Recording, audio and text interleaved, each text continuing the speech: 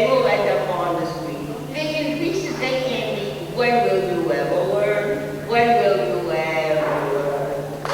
Thank you. Hi, I'm Kristal Hart, and today we are in Lower Manhattan at a public hearing addressing rent increases for New York City rent-stabilized and rent-controlled apartments. Present is the Rent Guidelines Board, landlords, tenants, and politicians all voicing their opinions. The NYC Rent Guidelines Board proposed increases for New York City rent-stabilized apartments between 3.25% to 6.25% for one-year leases and 5% to 9.5% for two-year leases. The final vote will be Thursday, June 20th, 2013 at the Great Hall at Cooper Union, 7 East 7th Street, starting at 5:30 p.m. Since 2005, landlords have seen their cost as a percentage of revenues decrease. In other words, less and less of their revenues appear to be going to expenses. Net operating income has increased since 2005 at an annualized rate of 5.7% of a total increase of 55% over that time. In other words, profits are increasing every year and increasing faster than inflation. Inflation rates nationwide have been less than 2% since the beginning of the year. Rents should be kept low to parallel the economy. Interest rates are also very low, allowing owners to refinance or get repair loans at very low cost. But tenants have not fared at all well in comparison during the recession. Unemployment rates in this city are still too high. It's better than a year ago, but the growth is modest. Unemployment is still too high. Median income growth for rent-stabilized households between 2007 and 2010 was less than 1% per year. Lower than inflation, rent-stabilized household incomes are essentially stagnant. Median household income for renters is less than $38,000, according to the Furman Center. In 2011, 58% of tenants in rent-stabilized units paid more than 30% of their income in rent, and 1/3 of renter households in the city paid 50% or more of their income for rent in 2011. It's clear from this data that owners have fared well and tenants have not during the recession. It's time we finally consider the tenants, and we need a rent freeze. Thank you very much. Thank you for your testimony. Good luck with your campaign. Thank you. Two things. You have a policy position for creating housing for those tenants who help make their communities great. I think I'm paraphrasing your speech here. Are you suggesting that there would be a certain residency requirement for those tenants as a prerequisite? I'm not sure what exactly you're referencing from. Of course. All right. Well, this might actually be from your website. Your policy position. Let me just interrupt a second.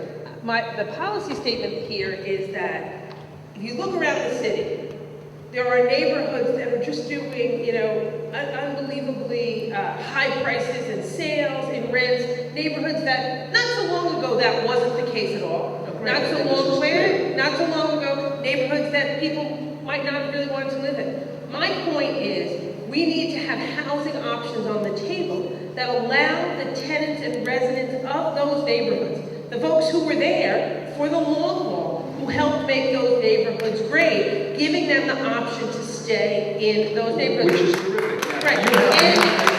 What kind of residency requirements are you proposing? How long do they have to stay? Different proposals and different plans have different options. At times, working in collaboration with the community boards and others, you have community board preference in that.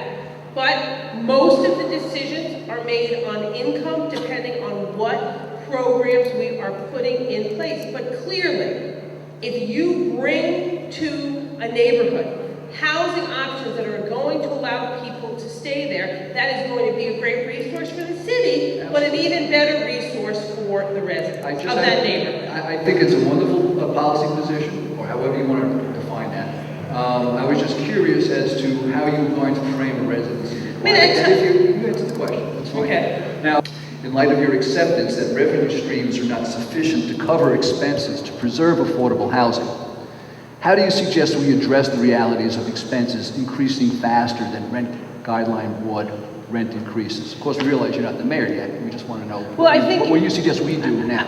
Let me just, first of all, say I'm not sure that the framework of what you're saying about the proposal around a potential property tax cap to create long-term affordability. Yes. Where you've taken that is not necessarily, I think, accurate to my perspective on it. You jump to that proposal is somehow a validation of some people's position that rents have not kept up with expenses. So let me back into your question. I do not believe that there is clear evidence, but again, if we want to have landlords open up all of their books, we might have more facts and numbers to look at to really know that.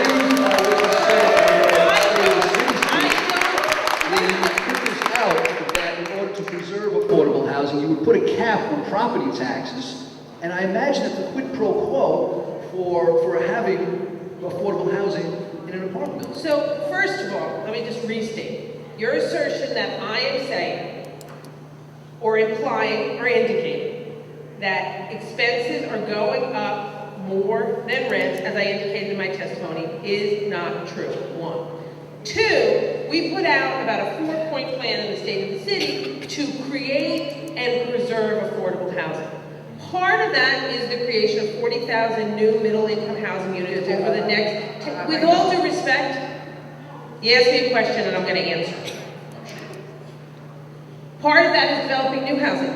Part of that is taking on the challenge that in some neighborhoods in the city, it is expensive to build new housing.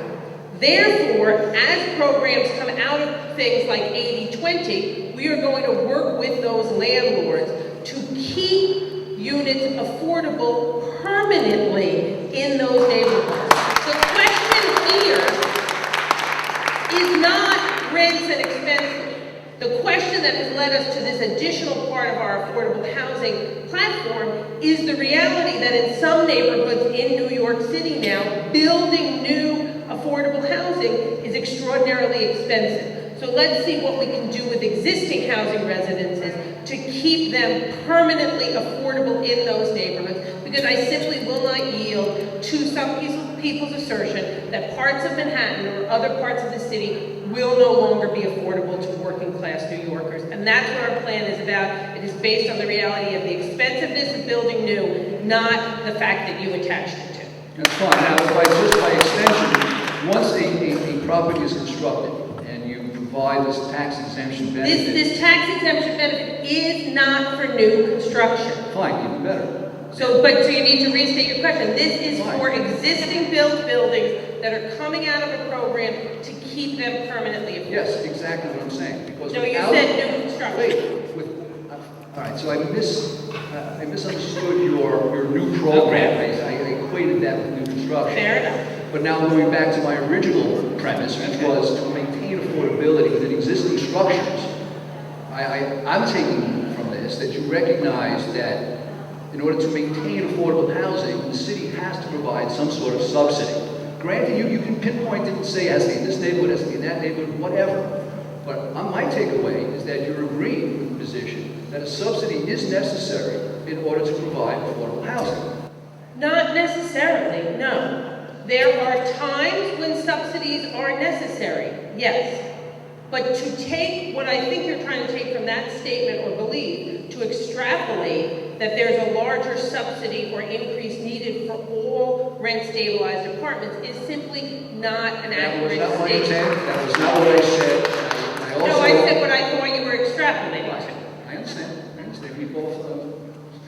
We've danced this dance before, Stephen. We're pretty clear on that. Who's leading when and who's following when, and at what point we go from waltz to foxtrot. Here's maybe a philosophical question for you. All right. The city budget. Okay. From 2013, $49.9 billion budget. 2014, we have a $50.2 billion budget. 2015, we have a projection of $52.9 billion. Basically, we're increasing at a modest rate. And these are the revenues coming in. We have expenses of $50.2 billion in 2013, showing a shortfall against revenues. We have expenses of $52.2 billion in 2014, showing another shortfall. And we have expenses in 2015 of $55.2 billion, effectively erasing any surplus the city has. Now, those city expenses are increasing 2.8% from 2012 to 2013. They're increasing 4.1% from 2013 to 2014, and they're projected to rise 5.6% from 2014 to 2015. Obviously, running a negative is not sustainable. But I have a question for you. If we were to have the city subsidize tenants, pick the tenants who, through some sort of means test or whatever, however, that couldn't afford a rent increase. That it couldn't afford a what? Couldn't afford a rent increase. Okay. Say there was a couple 100,000 tenants like this. You couldn't afford a $35, $40 rent increase. Multiply that out by 200,000 by 12 months. Comes up roughly about $90 million. That's 0.03% of the projected increase in spending, not of the budget, just of the increase in spending, 0.03%. Why can't the city do something to help the tenants? I think the question, it is, and there's another side to that philosophical question, which is, it is an appropriate conversation for government to have to talk about how we can help folks who need help get housing and get housing they can afford. And that's why we have housing subsidy programs. Another philosophical way to look at your question is, we're helping tenants in need. That's appropriate. It's appropriate use, in my opinion, of taxpayer dollars to help New Yorkers who need assistance. It is not necessarily an appropriate use of taxpayer dollars to help landlords make more money. That's the flip side of your philosophical question. It is not So you're taking the position that government can dictate how much money or profit or return a private owner can have. Is that your position? My position is we are in a state of housing emergency. And based on that, this board exists and these rules and regulations exist. And that is the state. And we are in that state, it's yet documented again, and that puts us in a situation where we are focused, in my opinion, on the needs of tenants. And I'm not focused on the needs of using taxpayer dollars to help landlords make more money, period. Nonetheless, we are in a state of housing emergency as documented under the confines of the law. What small property owners here are talking about is a poor tax. It's really for rents that are under $1,000 having a much higher percentage increase, much larger increase. And I wanted your opinion on what you thought about that as a policy that the Guidelines Board should incorporate this year. I think that the ruling that sustained the board's position that you could create that in essence a separate class, I accept the court's ruling. I disagree with it in the nature of its ruling, but it has been determined so by the court, and that's what it is. I have always, and remain that today, in complete objection to the concept and an implementation of the poor tax. It seems to me completely counterintuitive that tenants who are paying the lowest rent and have the least means to pay rent are going to end up with another tax assessed on them, so to speak, that's going to make it even harder to them.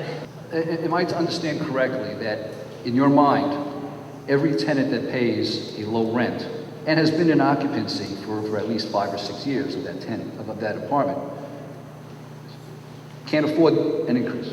That my belief is the vast majority of Now, those... wait, but you said before, all tenants. I don't believe the let me just be clear. I believe the poor tax is an attempt to push low-income tenants who do not have financial ability to pay it out of their apartments, so those rent can be raised through those tenants being pulled out. So no, I do not believe the tenants that you will assess or will attempt to assess the poor tax on can afford it. Might you someday find one tenant who will end up on the cover of the New York Post who could pay it? Perhaps. But I feel very confident saying tenants who will have to pay the poor tax can not afford it, and it is. Are you saying that this is a de facto means test? And conversely, would you then support a means test for all tenants? I am saying it is an attempt by landlords to find a backdoor way that unfortunately the court supported to levy more charges on people who cannot afford it, to try to get those low-income tenants out of your buildings so you can then raise the rents on those units and eventually move them out of deregulation. That's what I believe. I would suspect we profoundly disagree. I don't profoundly disagree with anything. I just want to make sure that I understand what you're saying. It's not a means test, but it is a push them out the door mechanism, in my opinion. Amen. The final vote will be Thursday, June 20th, 2013 at the Great Hall at Cooper Union, 7 East 7th Street, starting at 5:30 p.m.